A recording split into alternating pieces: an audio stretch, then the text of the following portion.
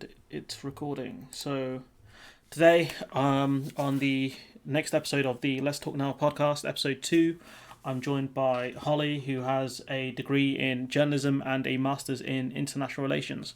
So do you want to introduce yourself? Hi, yeah, it's good to be here talking with you. Um, so I'm in Grimsby at the minute, but I've been around a few different cities and been involved in different journalism projects and politics campaigns and NGO projects. And I'm excited to discuss some of those things and some things that have been happening in the political world lately. Any big NGOs or projects you're involved in? You want to talk about anything you want to plug or anything like that? Or Well, with my charity Action Interactive International, we are soon launching a project called the Reading Lamp Project, where we're going to be raising money to give solar powered reading lamps to students in the Dab refugee camp, which is the world's biggest refugee camp, where our director of the charity grew up. So if you go on our Facebook page, Action Interactive International, you'll be able to see the details of that soon. so, which country is that in? That's in Kenya. Kenya. All right. Drop me a link to that after this is done, and what I'll do is I'll put it in the description. Oh, will do. Is there anything else you want to say? No, I mean, just ready to answer some questions. Okay, okay. This one's going for on the. I'll explain that later, anyways. So your experience campaigning in Northampton. So we'll start with that one, and then we'll go on to the follow up question. So, what was your experience like in Northampton?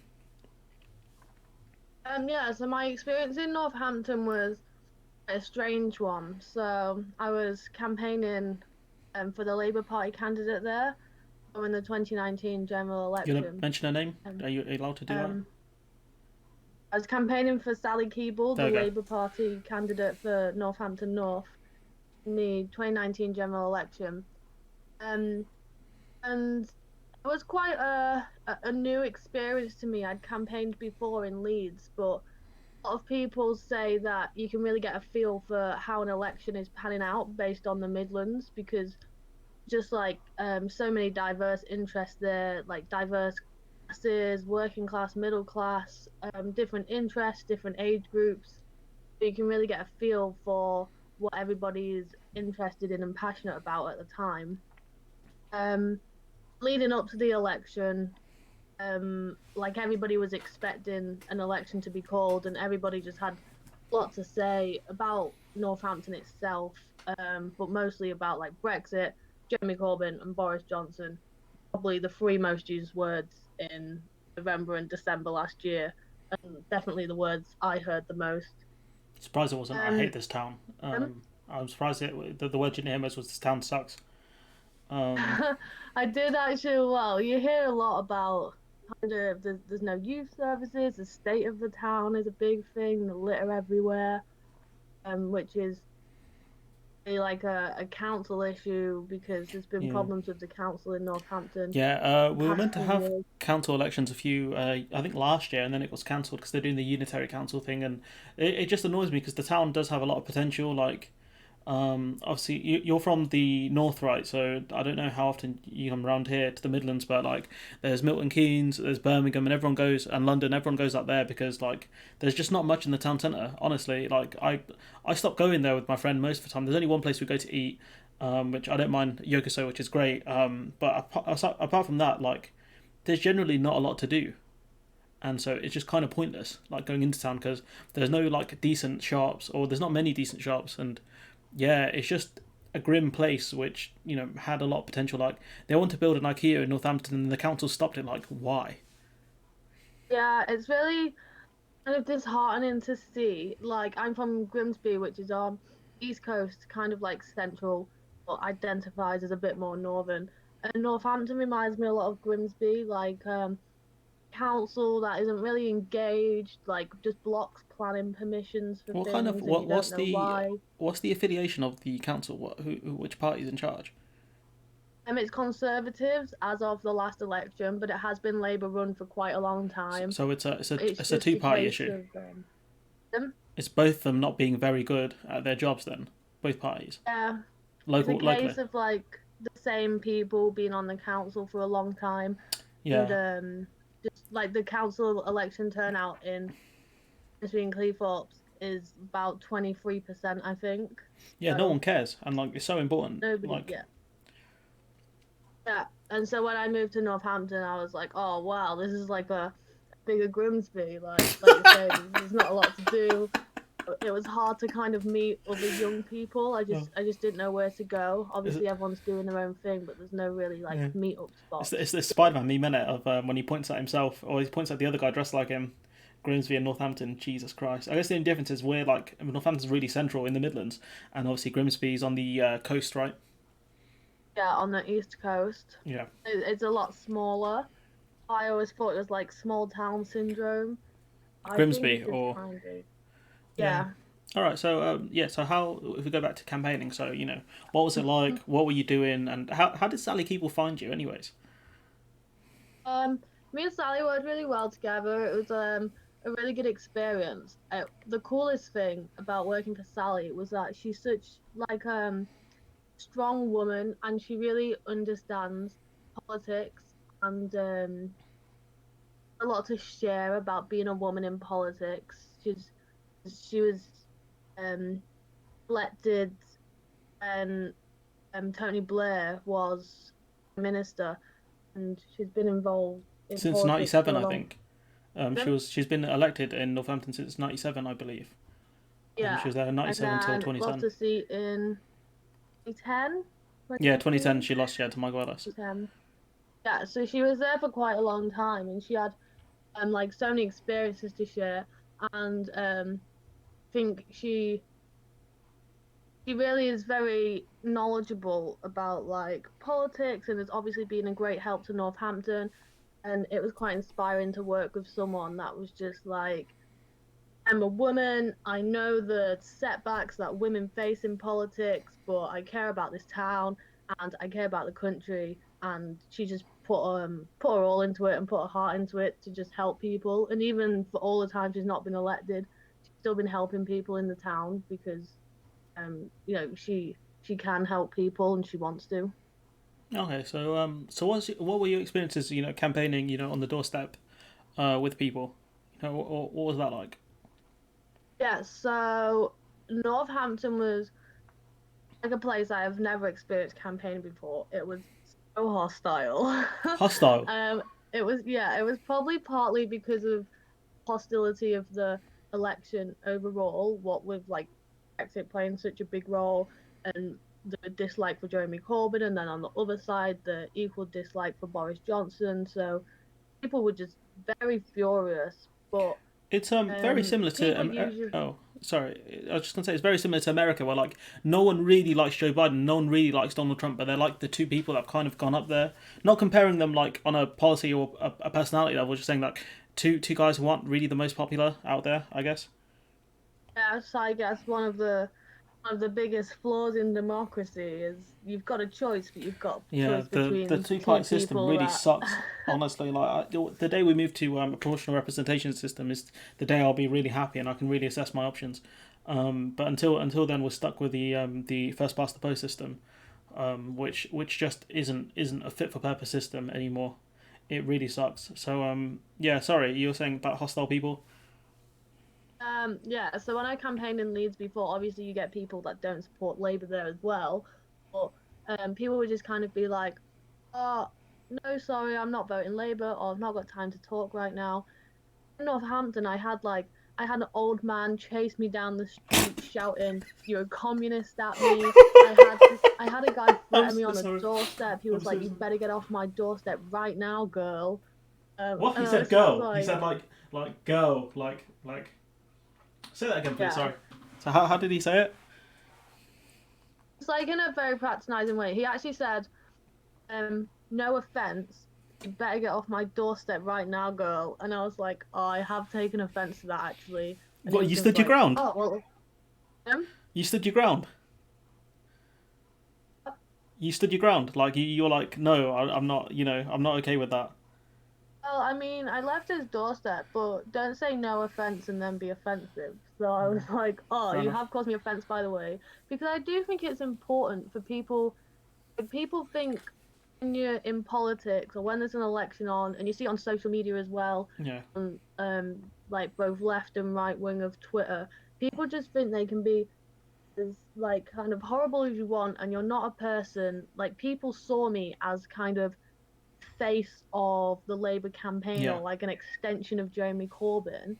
And sometimes I would question them. They would people would start off really angrily, and I would say, like I'm sorry you feel that way, but like I'm my own person, and I'm out here just kind of bringing you your options, offering to talk if you want. There's no need to direct your anger at me. And then people would usually take a step back and be like, oh yeah, sorry, I feel really impassioned about like Brexit or Jeremy Corbyn, and I didn't mean to take it out on you. So a lot of people did change their mindset, but I think like it's important to call it out because otherwise, like I did feel a bit nervous sometimes going out campaigning in Northampton, especially you heard in the last election like a 70-year-old man had been assaulted whilst out yeah. campaigning. I saw that as well. That was quite horrible, to be honest. Like, it's scary Yeah. stuff. Like, you don't know, like, certain people. Like, I know some of my, well, I'm not really, some of my old classmates, they were Tories, and they said that, people would, you knock on the door, they'd be, like, in their dressing gowns and stuff like that. I'm just like, why? Like, and Yeah, I they were like, did. There's a lot of people that answered the door to me in their boxes. Then like seemed being shocked or annoyed at me. And I was like, we didn't have to answer the door. you had time to put clothes on.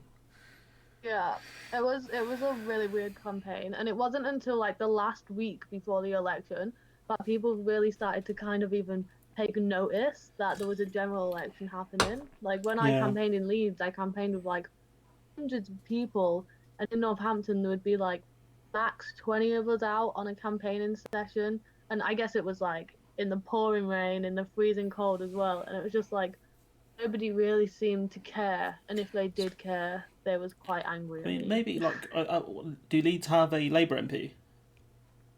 Yeah, so I campaigned in Leeds Northwest, which and Labour from Liberal Democrat in 2017.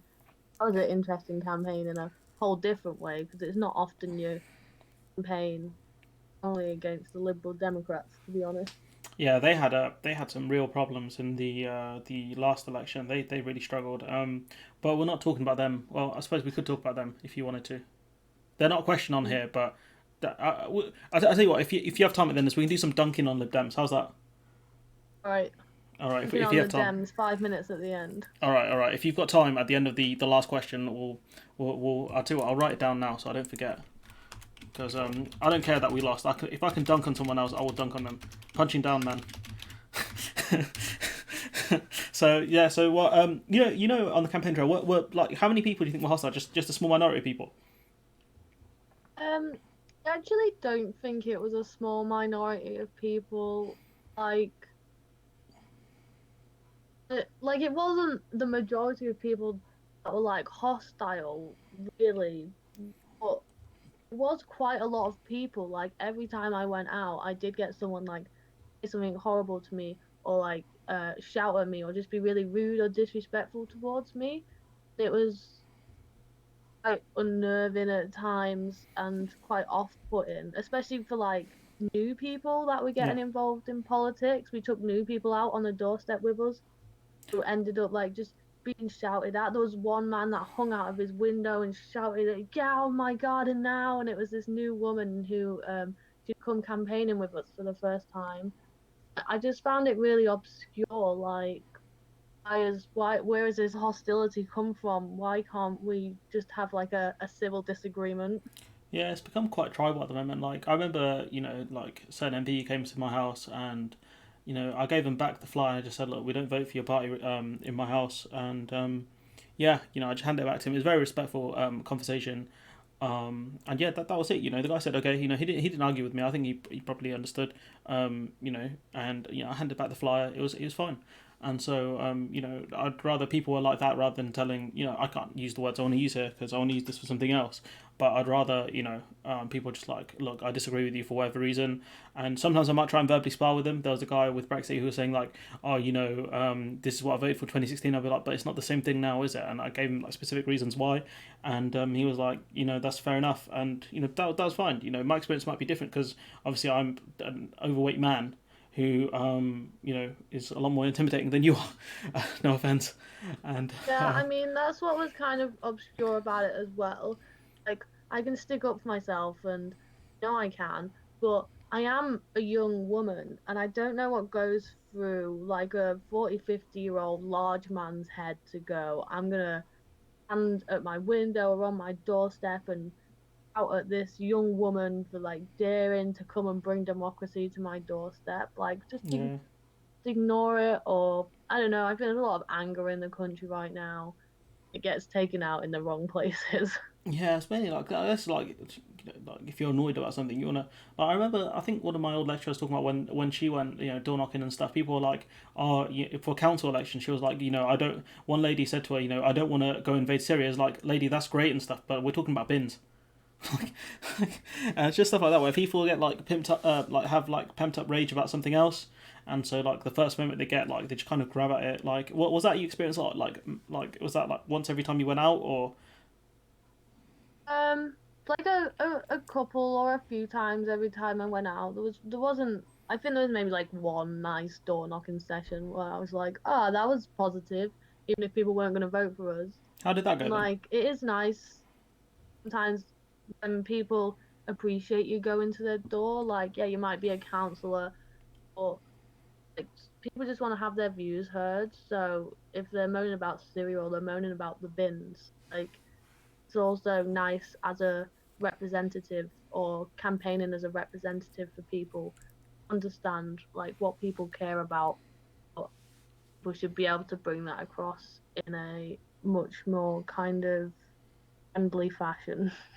So like, would you do it again if someone sat a keyboard or someone called you and said, look, there's an election coming up, say hypothetically, and would you be up for coming back to Northampton and campaigning? What would you say?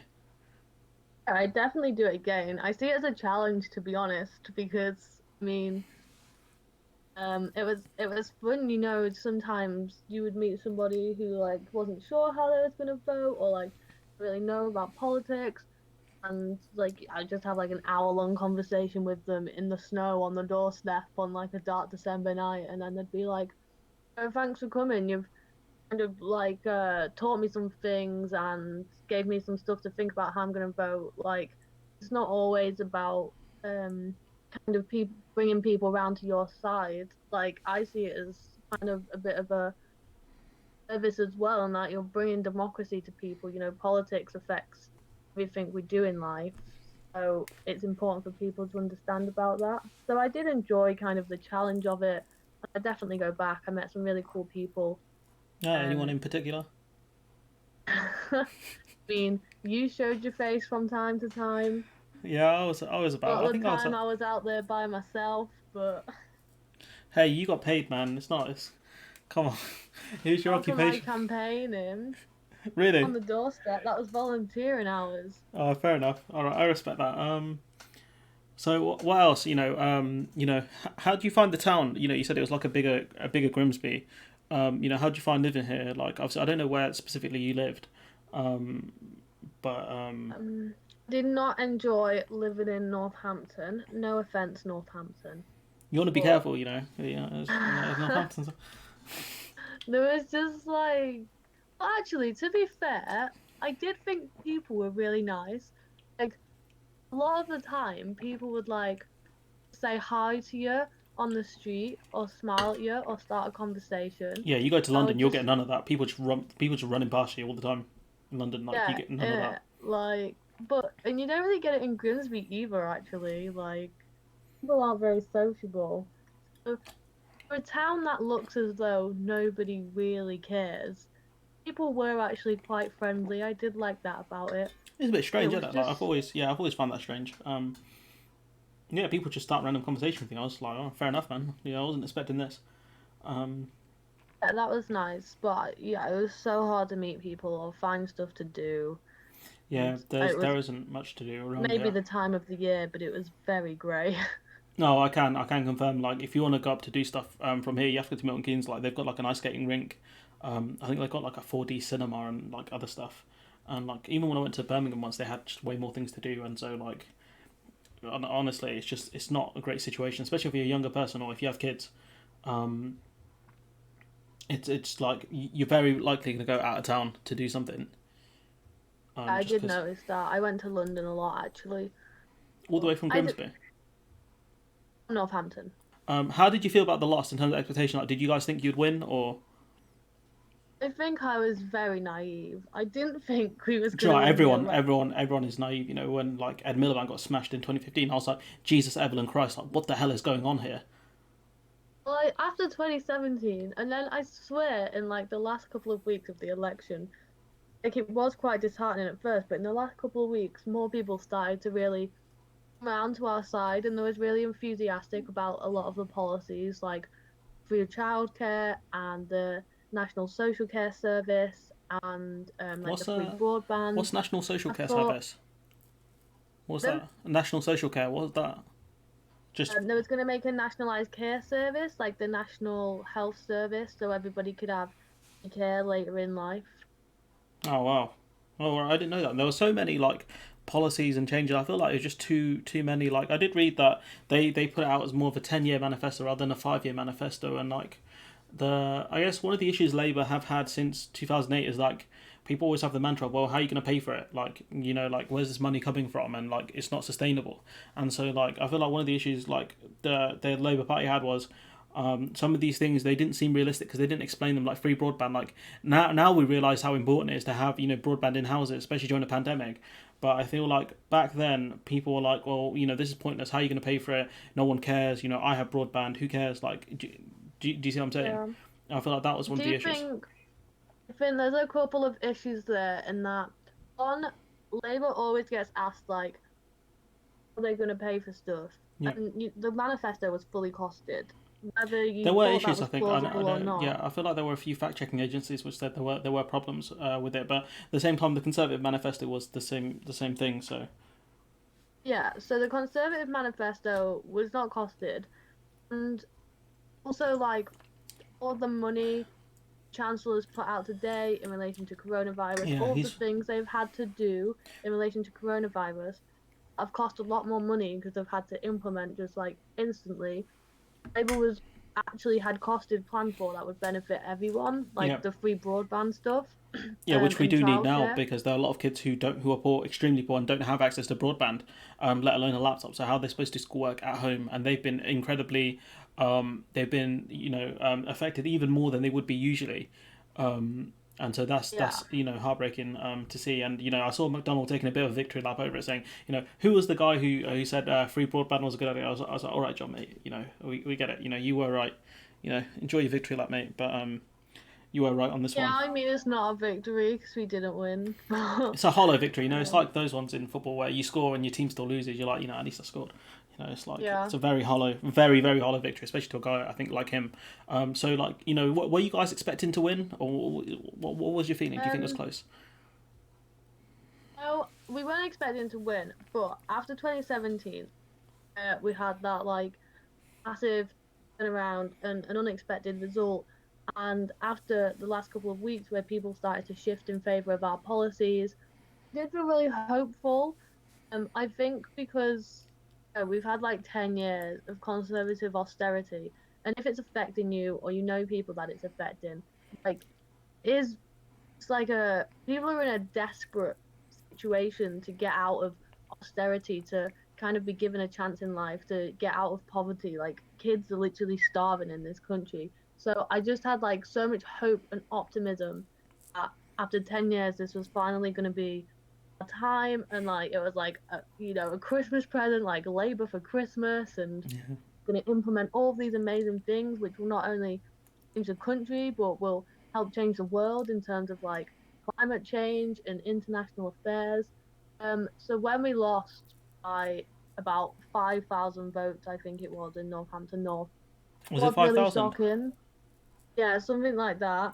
It was really shocking, and it was also like I don't know how to explain it, but like a bit gross because the Tories were just like cheering. They cheered so loud and so hard at the news when that election poll came out, the exit poll came out, Yeah. and after, our campaign was about ending child poverty, about bringing free social care to older people that couldn't afford it, about childcare so mothers can get back into the workforce and they don't have to like live a life of poverty where they've got no opportunities. The Tories cheering so hard at having won was just like just really, really Yeah. like gross and disrespectful, I It think. it reminds me Like of, I think, in people 2017. using food banks everywhere and you're cheering because you get another 5 years to make more and more people have to use food banks. It reminds me of 2017 when they stopped the nurse pay rise from happening and they were cheering about it. Because I remember they asked Helen Watley about it, and she goes, "It's some sort of Labour trap." Is like, ah, yes, evil Labour trying to convince you to give nurses a pay rise. They got you there, didn't they? What a trap that was, you know. And I was like, come on, man. Like, she's not the best minister. In all honesty, there's a real lack of talent, I think, among the front benches, and she's definitely her, or I think, and Matt Hancock are definitely a big representation of the lack of ability within the front benches. So Uh, how did you? Sorry, have you got something to say? no, that's okay. Let's carry on. So like specifically, like like I don't know how Sally dealt with it. Maybe one day I'll be able to get her on and talk to her about it. How did you feel specifically? To be honest, I was just drained. I had been up like 24 hours when they called the result, like 24 hours straight. I had eaten four biryanis that day. I How just, much? How many cans of Red Bull did you have? I probably had like four energy drinks, Oh my god, five trays of biryani.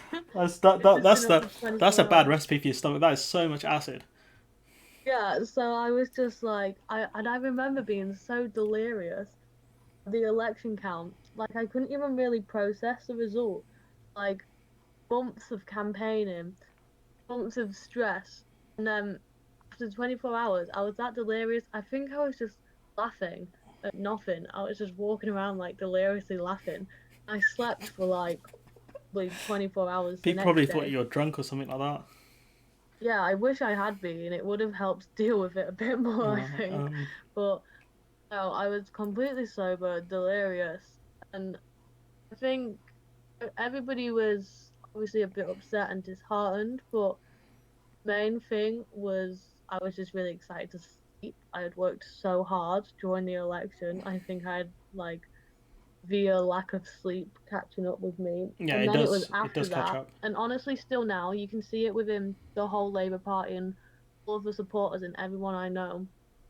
I think there was some sort of like took a long time for people to I don't want to use this word lightly, but honestly like a bit of trauma of getting over like Yeah, how hard we had campaigned and how much it meant to some people just to be like completely obliterated. I think like for weeks after it some people just like I knew had campaigned really hard like didn't even speak about it, like it would crop up in conversations in like the months to come and everyone was just like what do we do, is the party over, how do we keep going, how do we return from this. It was like really hard to kind of interpret all of the different things and emotions that had like caused this result. yeah. I felt like there were real issues with the Labour Party. There was obviously a lot of different people with a lot of opinions, a lot of, I think, bad opinions, and I'll just read off a few before we move on to the next question. I think, if that's cool with you. Go ahead. Okay, so I think fundamentally what people didn't realise was A, how unpopular Corbyn was amongst the electorate, and whatever your reason is, because the media are against him. Like, apart from, I think, Tony Blair, the media have been against the rest of the Labour leaders. I think probably Brown. I definitely know Ed Miliband. Definitely, he had a harsh. They treated him very, very badly. They even infiltrated his dad's funeral or something like that, and obviously the whole bacon sandwich fiasco. And do you want Yes, bit of stability? anti-Semitism on the Yeah, front page. it was what was it? Chaos with Ed Miliband or something like that. And I was like, please, Ed, please bring chaos, please. And people fundamentally, like, in 2017, people like the reason why we did so well is because the Brexit policy was what was it, like a second referendum or something like that, or I can't remember what it was, a policy in 2017. No, it was pursue the Labour Party will pursue its own Brexit deal and then have a referendum on that, or something like that, right, in 2017. And then Yeah. 2019, it was pursue a second referendum. And then people like Grace Blakely were like, well, this is the reason we lost. It's like, no, the reason we lost is you fundamentally didn't understand. There was a massive shift from Theresa May, who looked very weak by the end of her tenure. Like, she came in looking very strong as the former Home Secretary, the person who was, a massive underdog in the leadership race. And people thought she was, the new Thatcher, the new Iron Lady. Then you realise actually she's more made out of a much softer substance, effectively, and she went out not with a bang but with a whimper. And then you had Boris Johnson come in with a wave of energy, and people fundamentally misunderstood how much more charisma and energy Boris Johnson had, and how much people in Britain like that charisma and energy. You see that in sport as well. Just one second, just turn the light on. People see that in sport. The ones that the English fans typically prefer, the ones who work hard and run around a lot more, rather than the ones with a bit more finesse. And so I feel like Johnson just had the energy, and that's the thing. A lot of people, even me, I'll throw myself in there, misunderstood that this was a completely different animal to Theresa May, and that by not understanding that, rule 101 of any conflict is understand the person you're up against. And I think the Labour Party and a lot of people within the party, I'm going to mention her name again because she's the one I can think of specifically, because she was on Twitter and she was on doing the press rounds, talking about it. Grace Blakely, like, I think she and other people fundamentally misunderstood. This is a completely different opponent, and you played the same cards as last time, and that's one of the reasons why you lost. Do you kind I of agree think with there's that? a lot to it, to be honest. That point about playing your card last time is a really interesting point. But say that It's again. kind of like 2017 was a mistrial. And when you Mm, have a mistrial, you can't just do the same thing. like campaign again. Like you have to come up with a whole new strategy. And yeah, I think we just tried to regurgitate it, but the mood of the country had shifted. Yeah, I think So the whole many, Brexit thing so was. many things. I mean, that slogan "Get Brexit Done" was pure genius because it had no meaning to it. It was just let's get this thing over with, and everything else comes secondary to that. And people were just like, we want this to be over, so obviously we're going to vote for you. And people didn't realize how important that was. And obviously, I think the two most important mentioned things on the doorstep was obviously Corbyn being super unpopular and Brexit, and those were the top two, I believe, in polls. I'd have to check that. And Corbyn was the number one mentioned thing, and Brexit was second. And so those two things together, you know, really doomed the Labour Party. I think. Do you agree with that as well, or And thinking back, like I don't really know if there's anything we could have done. Like I was like fully behind like Corbyn's manifesto and Corbyn's Labour, and I was like super ready for it. But thinking back, um, once we realised that Corbyn was so unpopular and there was no really coming back from it in the short amount of time we did have, it probably would have been wise for the good of the party and for the good of the country to step down and like I don't know, have a leadership election or have somebody else take his place who wasn't already tarnished in the minds of the public. I think that would have been really helpful. But I guess this is all in hindsight.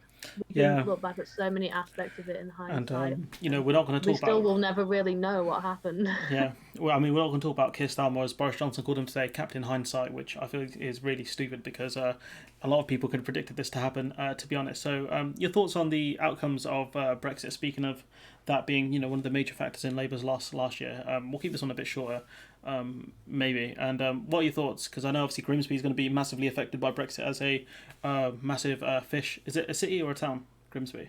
It's a town and it won't really be affected by Brexit, Oh, it but will be. there's It will be all the massively huge, because oh my gosh, the campaign for Brexit in Grimsby about its fishing industry, about like taking back control of the waters. It's crazy.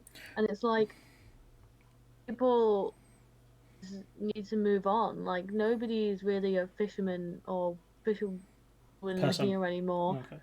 Like it's a dead industry. It's like when the coal mines shut down and you have to replace that with something. So Grimsby and Cleethorpes got a lot of potential for like offshore wind energy and new technologies and stuff like that.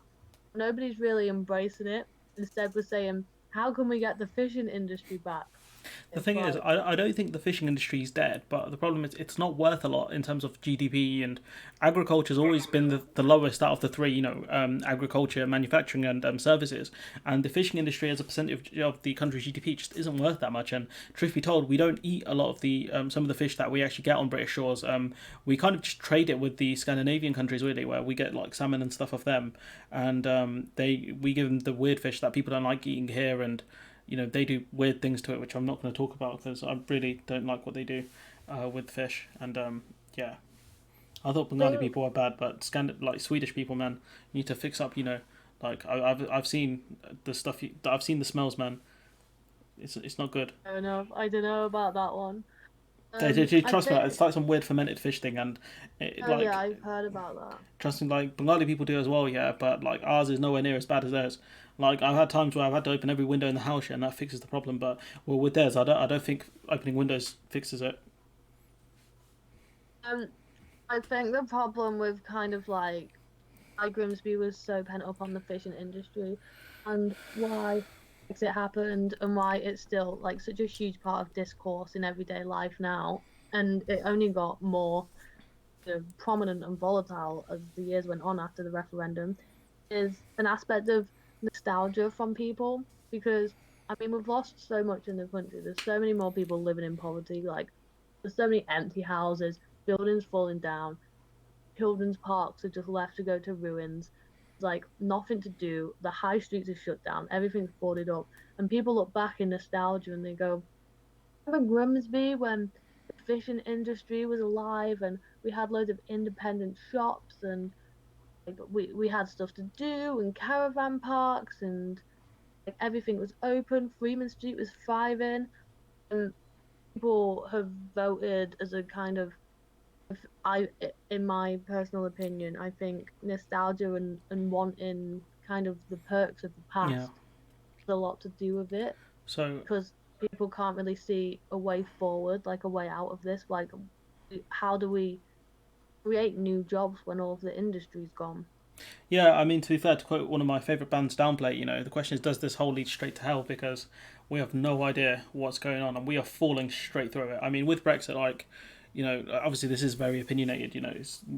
You haven't come here to because I'm the BBC. What are your thoughts on the outcomes of Brexit? So I guess we got three real outcomes, which is an extension, no deal, or some sort of deal. So if I gave you those as your three outcomes, what do you think is the most likely? I think the most likely is no deal, because I don't think they've ever really been that bold about getting a deal. When the referendum result happened, I counted the votes, and it was You another physically counted all of them. traumatizing You, election night oh, for me. were you there counting? Yeah, I counted the votes as like an agent for the council, a secret Labour like agent. not for any political affiliation, just got like paid as like a job to do it. Oh right, yeah. And Some people volunteered, some people are paid remember on it. them? Some people are volunteers, they count the votes, and some people are paid to do it. Yeah, I was paid to do it.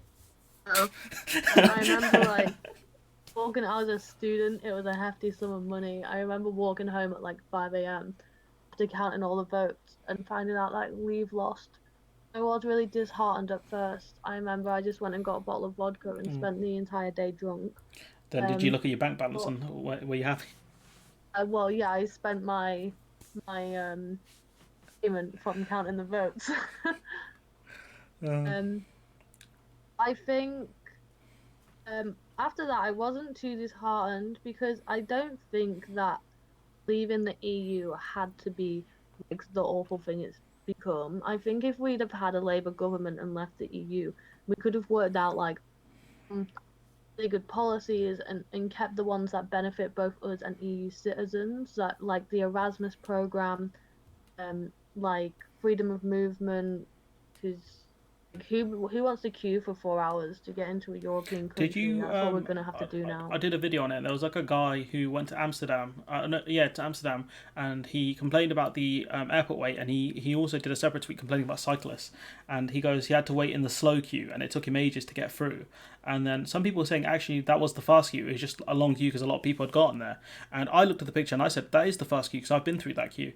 And so he's very annoyed because he had to wait, and that's going to be common. because I've seen the long queue, and you have to walk around loads as well to get through it. And yeah, it's gonna suck for a lot of people going on holiday next year or this year if you're extremely lucky. But yeah, like it's Let's all. hope. It's a bit of a futile point, really. Obviously, it's not like a major issue, but It's not, but it's one of it's the just a perks that we feel. Like when you like, it's a physical thing you can feel. Like when it comes to like buying like food and stuff, you don't really pay attention that much. But when it comes to like physically going on holiday and you can actually see the people in the slower queue, it does kind of have a thing. I think, anyways. I've got to pay for your mistakes, people. But yeah, I don't Yeah. think it had to be this bad. But I really don't know what's going to happen. All right, But I don't think it's going to turn out entirely well. there's some group of us in the multiverse who are still in the EU and probably not in a pandemic and enjoying life. But if I said, going back to the main point of the question is, if I gave you those three outcomes, an extension, no deal, or a deal, which one do you think is the most likely? What'd you do? Go. The most likely is no deal at the minute. Do you think they'll, with all the problems, of course, do you think they'll bank on a no deal? Well, I mean, lots of people have said that we need an extension. Um, but even like so many people that voted leave. I don't know the numbers, but I did see it the other day that there's like a consensus on the fact that we need an extension because nobody's been able to negotiate because of coronavirus. I think But that they're refusing an extension because it's the one election promise that they're determined to keep is that we'll leave the EU. So we're just gonna crash out with no deal and hope for the best, I guess. yeah, I've read that they're going to blame most of the damage on a no deal on the coronavirus, and that'd probably work, It's to a be good honest. get out clause for them. Yeah. It's like, well, it's not our fault. There's a pandemic going on. It's like, how come they're doing okay? It's like, well, some say they may have had competent leaders. Who knows? So yeah, your thoughts on the outcome being a no deal. Do you know what? I'm not 100% sure. I think there's a potential for a deal to be on the table. I know Angela Merkel came out recently. There's something a video I covered. I think that went out yesterday, and she was talking about it, saying, the time for a deal has come and gone and blah blah blah. And I think it's just a feint thrown out by the EU. I think because Barnier also came out and said there's some leeway with the level playing field. So I think a deal was there, because don't forget Boris Johnson caved the first time to get the withdrawal agreement through, where he turned Northern Ireland from a backstop into a front stop, if you remember that. To be honest, it's quite controversial, but I actually don't invest that much time learning about Brexit. I do think it's a difficult topic to understand, and I'm much more interested in kind of like um, justice and rights and human rights and international affairs that aren't Brexit. So I've not really got that much to say on the issue. I'll let the rest of the country do the talking. God, it sounds like a presser. Like, when you get boxers fighting, it's like, you can talk all this trash, but, when it comes to Saturday, I'll let my fist do the talking. Like a wrestling promo. All right, we'll skip that one. So obviously I have to have to disclose that obviously neither of us are medical experts in the field. But do you think the UK will recover from the coronavirus, or do you think we'll face a second wave? Again, this is one that I've like actually got no idea on, and my Oh, come on. mind goes round in circles all the time. So obviously, I think Yeah. like the pandemic's been handled really badly. I don't think like we should be opening pubs and saying like go get drunk if we're not allowed to like open gyms, or like you're not allowed to do one-on-one personal training inside. You're not allowed to go get your nails done, but you can go get drunk. I think the response has definitely been focused on the economy rather than public health, which is why we've had so many deaths, and it's been a bit of a catastrophe, really. But in terms of a second wave, I'm not sure because I don't really know how it works. My confusion is how do we ever get rid of the virus? Doesn't it just keep spreading around It's like forever? a second. Well, when a vaccine hopefully comes out, it's like a second wave. It's like, say, so it'll peak at, say it peaks at 10,000, then it drops down to, say, much lower number, say a few hundred, and then it spikes back up. So that's what they call a second wave. So it'd be like the first I round think comes if there's in. gonna be a second wave, we're doing everything in our power to make it happen. I've seen obviously in America. So if you look at the numbers in, I think it's Texas.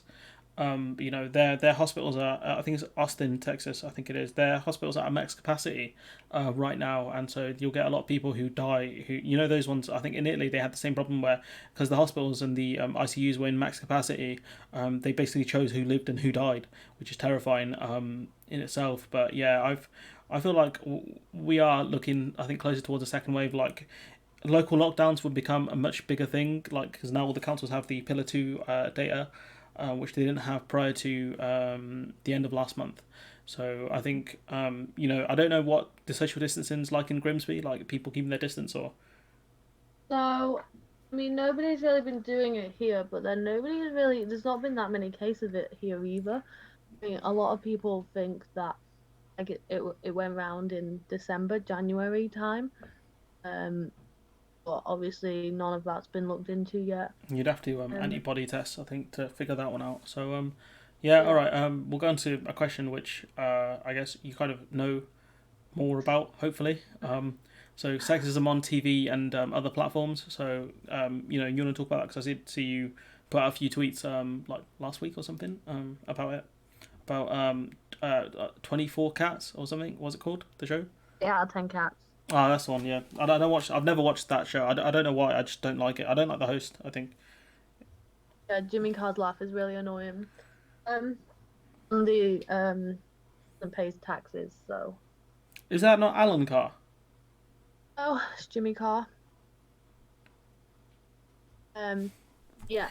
I want to be careful because without me researching it, I have to, like I don't want to get libeled by someone. So Don't say it's Alan Carr then when it's Jimmy Carr. I swear, which one did Chatty Man? Which one was?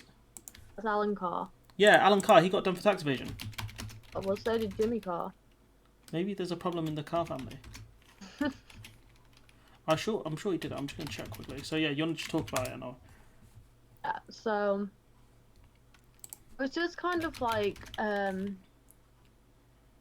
a bit taken aback. I had forgotten what like daytime TV was like. You know when you just switch on the TV and you go to like Channel 4 or something. So now I just watch a lot of streaming services. I watch Netflix, and It's what all of us do. I you think obviously now. get to pick what you watch. So I watch like those with more All right. diversity because like I just think they're better shows. So I like Paul's Drag Race and we need to talk about white people. Like I've been watching them a lot, but then also like basic Netflix shows like the Big Flower Fight, which is like the Great British Bake Off but with flowers. Even that, and I think it's because it's on a streaming service, it's got like just so much more diversity in it. How It's do you just have a weird to turn baking on the show with TV flowers?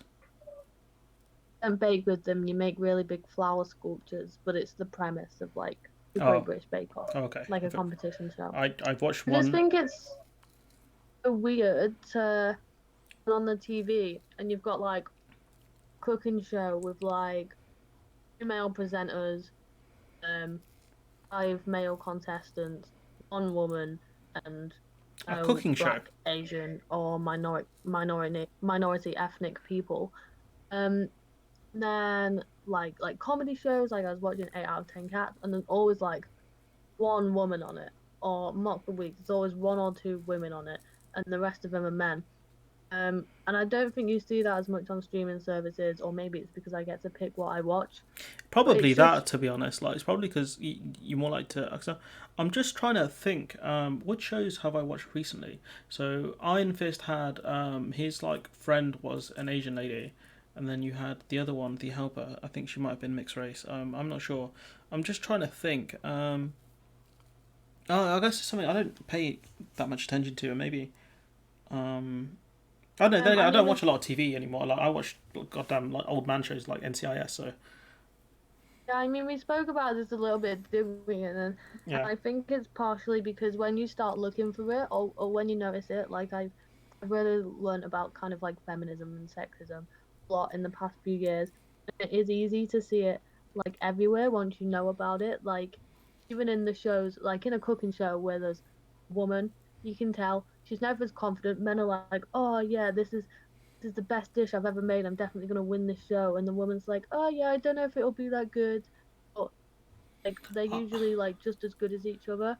I don't know because Like that's sometimes kind like of the effects of sexism. I've kind of seen some dudes. I remember there's a meme. He got memed. He goes, you know, what happened? He's like, I don't know. And it's just like there are some people that are just different. Like you see them on like all those sorts of reality TV shows where you get like some people are like massively overconfident. Like I don't think I think I agree. Like it's mainly not really the women, the female like sort of contestants. I don't think I've seen too many overconfident female contestants. But I have. I mean, I've seen some in other stuff like sports. I've seen some that are really cocky, and her knee popped halfway through, and then she got battered. But you see that more with dudes, I guess. So I agree with you there. But at the same time, I don't know. You could be right. It could be like a patriarchy thing, or it could be just personality differences. I don't know because I know the last time I watched Great British Bake Off, I think it was one the I think she was Bengali. She won it. Do you know who I'm talking about? No, I don't think so. Oh yeah, she was quite. She does stuff for BBC. I can't remember what her name is. That was I think the last time I actually watched that show. But yeah, I don't know. I'll let you carry on if there's anything more you want to say I about mean, it. obviously there's personality differences, and maybe like I'm picking up on some things aren't due to sexism, but I like one thing you find, no offense to call you out right now, is that people always go, oh, well, here's an example of where it didn't happen. But for that example where it didn't happen, there's always 100 examples where Well, it did happen. how dare And you body me that's on my kind own of show? that's You know kind of how how you like know the this is patriarchy works, isn't it? Like, oh, it's not me. I wasn't sexist. yeah. Um, like I didn't take a woman's position in the cabinet. Well, somebody did because like the government's cabinet is not 50-50. So who's going to step down and do their part? Please, Matt Hancock and Dominic Raab, please step down. Please, please, just do it, man. No, Just but please step down. Get Dr. Khan in there, man. Get Dr. Khan. Please step the down. other kind of thing I wanted to raise on that is that it is like definitely an issue across the board. You know, some things usually you can say like, oh, that's more of like a left wing thing or that's more of a right wing thing. I think a really good example of sexism and how people are being sexist and they don't even realize it is, you know, the Karen meme. Oh yeah. So when somebody is like moaning about something or like kicking off in like a supermarket, they're called a Karen. Why are those memes never created for men? I I have worked in hospitality for many years and I have met a lot more irate, like horrible, nasty customers who are men. Or I do you know what? I kind of I have seen that meme template before. I think generally they haven't made like a name for it because I've just seen people just like blanket say why are men like this or why are white men like this or why are middle-aged men or white men like this. I don't think they've given it a specific name. Like there's always been that sort of the Karen before it became like a name. It was called like can I speak to the manager? Like that was kind of the stereotype before that. but Like why has Karen picked up so much? Why I has feel like everybody, left or right wing, got on board with it? I'm not 100% sure why the name, like why that terminology is picked up, but the philosophy of can I speak to your manager, that was always there. I know they said that about what's her name, Amy Klobuchar, where she has that strong, I want to speak to your manager energy, and there's been quite a few like that where they'll call up your TV station because you've said something they disagree with, and so I think I disagree with you a bit here, mainly because they haven't managed to actually get a term for other people like. Gammon is one they use typically for white men who are a bit perceived as a bit racist, and so that's kind of the term that's picked off there. Like instead of Karen, they use the term gammon. I know that's used to describe like potentially racist women as well, but it's mainly for men, if that makes sense. Yeah, So I then think like I think even that's the problem with that. Like, isn't like it's been picked up by everyone and people think they're kind of um belittling or like sticking it to like the woman that is like really rude to the poor hospitality worker. But it's not. I think there is a bit of intrinsic sexism in it, in that in why it's become so popular. Whereas like it's not like, oh, you're being an absolute Mike right now, or like, all right, Mike, I feel something like like you that. need Like, you need like a catchy and one. women That's have the this, there's problem. this perception of women that they're irrational and irate, like as an intrinsic sexist position. So I think that's why it's been like messed up so much. I get what you're saying, but I feel like those people who are dubbed Karens are typically the people who are absolutely irate about very little, like the ones who get mad because they don't want to wear a mask, and they get very upset and angry, and yet the ones who call the police because like some black person or some person has gone near, like has like said, I don't like what you're doing, and then they're like, he's hit me or something like that. So I feel like it's not the best thing to do, but like that stereotype of strong, can I speak to your manager energy has always been there. It's just kind of the name's changed a bit. It's like the difference But I between think women are always more likely to like get called out for it yeah, I think you're probably right, but it's because it like fits the narrative of look at this crazy woman, isn't this funny? Everybody bash this crazy woman. It's yeah, like, okay, you like maybe they have been a bit mad, shouted at someone in the shop, but nobody's like bringing it up daily about men. I just think it fits into the narrative, and I don't think it's not like a hill I'm gonna die on. It's not like my main concern right now. I just think it's an example of I how I, everyone across the board is a bit sexist. I semi agree with you. I think if you could come up with like a decent term for men that's not gammon, I feel like that could take off. But the problem is like I feel like to an extent, some people have had to deal with like women who have got that, oh, I want to speak to your manager, like that sort of energy, and like the people who like kind of like I tell you, there was one example I can give out where there was this guy I follow on YouTube. He's quite famous on YouTube, political wise. David Packman. So he got into a disagreement with some lady, right?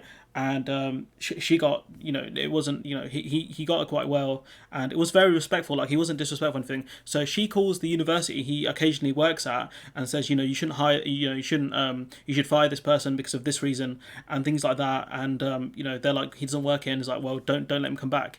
And like he like, do you know what I mean? Like, and it's like that sort of that type of energy where like the person will go above and beyond just to make your life difficult for no reason. There was like the one where I think there was the bird watcher in New York where he told the lady to put her dog on a leash, and then she's like, oh, you've hit me, I'm gonna call the police. And I'm like, what? Like, do you see what I'm saying? Like, I know, like what it refers to, and I know that there are kind of like women that are going out of their way to cause problems for people, and that's not right, and it should be called out. I just think the fact that it's been picked up as the meme is mm, kind of shows how easy it is for people, although they may think they are being morally right, jump on board something when it suits narrative that is already in their mind. yeah, I feel like with I mean, if they can come up with something decent for like that kind of guy who would do that, I think like Challenge you to it, okay? I'm Get the challenging you. guy This from one's on trending. this one's on you, man. This one's on you. I don't know who came up with Karen, but I feel like that one's on you guys. If you wanna come up with the term, if anyone's actually watching this, comment below for anything that was like the male equivalent of Karen. Like I can't think of anything. Like Kane is such a cool name. Like I can't imagine like he's being a Kane.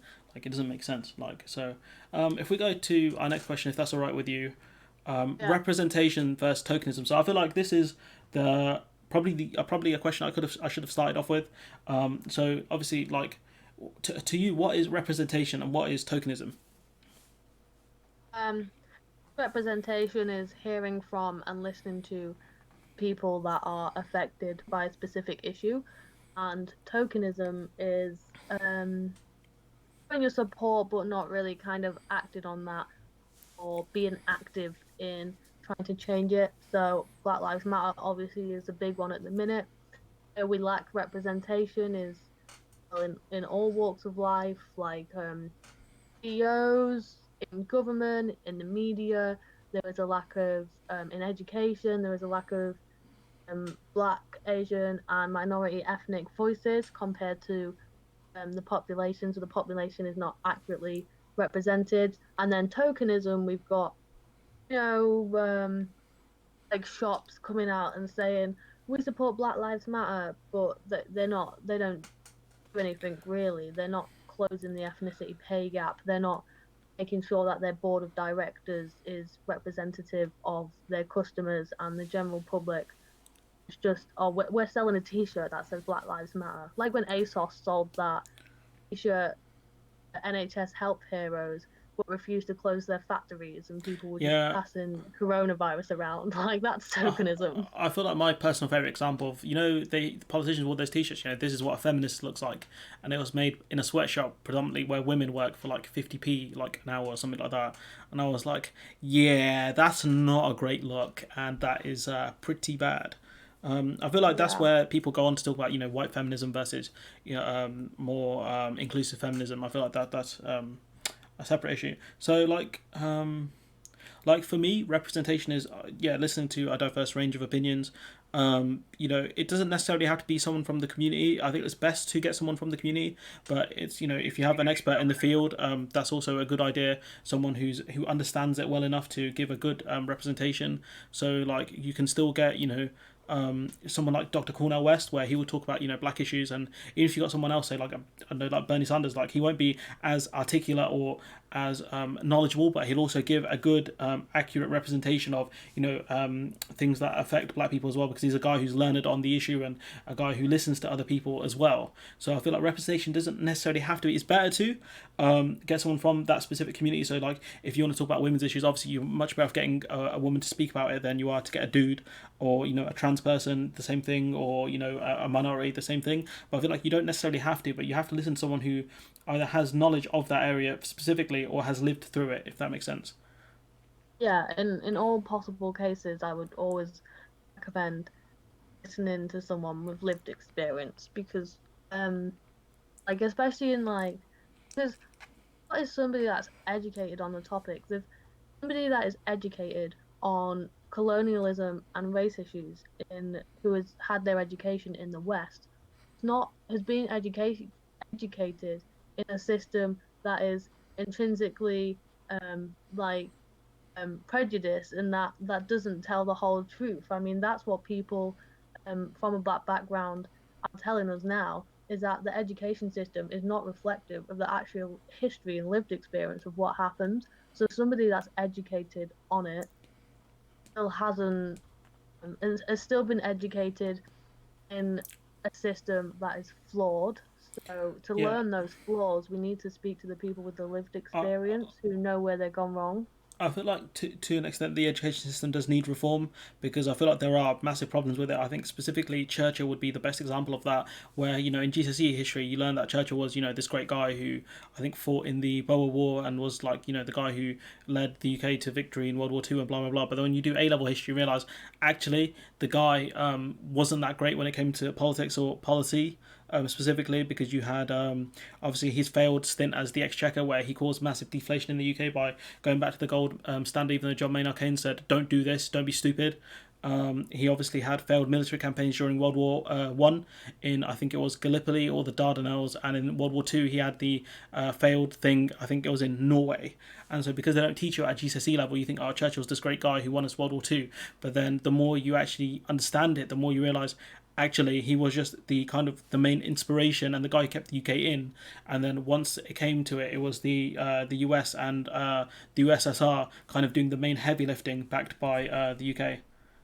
I mean, history is Got always 5 kind minutes. of All retold right. in a way that benefits the person retelling it. So, I mean, how many people that so many people think that the Labour has a party. Okay. The So Labour Party has a problem with the military.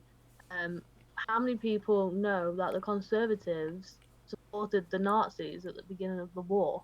I know Why is that not talked the about? first sitting female MP. She was a massive anti-Semite, and I think she was a Nazi sympathiser, which is something Rachel Reeves forgot to mention when she talked about her. And so I think if we wrap this up, so if someone said to you, how could you say the Conservative Party is, whatever, a racist party, they have the most diverse cabinet ever, what do you say to that? Um, they have created for at least the last 10 years um, policies and structures that discriminate against working class people, against women, against young people, against people that aren't white, against people that aren't British. So maybe that's another sign of representation versus tokenism. Because that's kind of the point. So they may have diverse cabinet, but do they actually represent views and needs of the people that because represent in the country? obviously you've got the Conservative Party had two female leaders. You've got Priti Patel, who's the Home Secretary. You have Rishi Sunak, the Exchequer. You had Sajid Javid, the former Exchequer, and they can easily argue that, oh, look, we've got had a lot more diversity than the Labour Party. I don't know who's on the shadow front bench anymore. The only person I know of is Dr. Khan, because she's pretty cool. And so that's something they could easily pull out and say, how can you say we're racist? But I think the whole point of representation versus tokenism is are they there because of their lived experiences and their benefits, or they're there because A, there's probably no one else to actually take those spots, and B, they're there just so you can say, my black friend, I can't be racist because I have a black friend. Do you see what I'm saying? And I feel like they're more there for huh. Yeah, I know what you're saying. Yeah. I can't comment on that because I don't know why they've got those positions. I don't really know the qualifications that I think Patel and Rishi Sunak Sunak, have. maybe he gets more of a pass because he had like a past in banking, which you could say is a bit dodgy in itself, purely because of the banking scandal. But with Preet Patel, she was a person who was sacked by the former prime minister because she had secret meetings with a foreign power, Israel, which is not the best thing to be doing when you're a minister specifically, and perhaps in medieval times you could really get in trouble for that. It might cost you your life I potentially. mean, Boris Johnson has Russian said the money. most vile racist things and like conspired to have a journalist beat up, Yeah, I all remember that. sorts. So I don't think kind of the past really matters to the Conservatives, to be honest. And so yeah, with tokenism versus representation, I think it's important to make sure you actually listen to the people you bring on. Because I know, did you remember the clip of, I think it was from Good Morning Britain, where they were talking about, I think, knife crime, and then the weatherman, he stepped up and he said, this is simply not the case. These are the issues and things like that. Do you remember that? I think it was Good Morning Britain. It's one of those. I think it was an ITV show. Anyways, it's pretty amazing. Like the weatherman came out and said, you guys are wrong on these issues for these specific reasons. So they brought on people. They brought on people who were basically like to fill up the left-right divide. They didn't bring on proper experts. They didn't bring on someone who had actually lived through it. They just brought on people just to discuss an issue and just fill airtime essentially for ads. That's what it kind of felt like, I suppose. I mean, that happens a lot again with the media that we have today. It's just kind of a load of people that don't All right, represent cool. the people that they're talking about, You've got to discussing their go. issues. You've got to go. That's my friend at the door. Okay, you've got to go. No time to dunk on Lib Dems, unfortunately. We'll say that for another time, maybe. Next time Um, we'll do a special episode. Dunking on on the Dems. Dems. I'll put like a LeBron gif up as well, just so we're going for it. Let me know when you're available next, and I really appreciate you coming on. Yeah, I think that'll wrap this one up. Thank you for coming on. Hopefully, It's good to chat. and hopefully we'll see you soon. Well, peace out.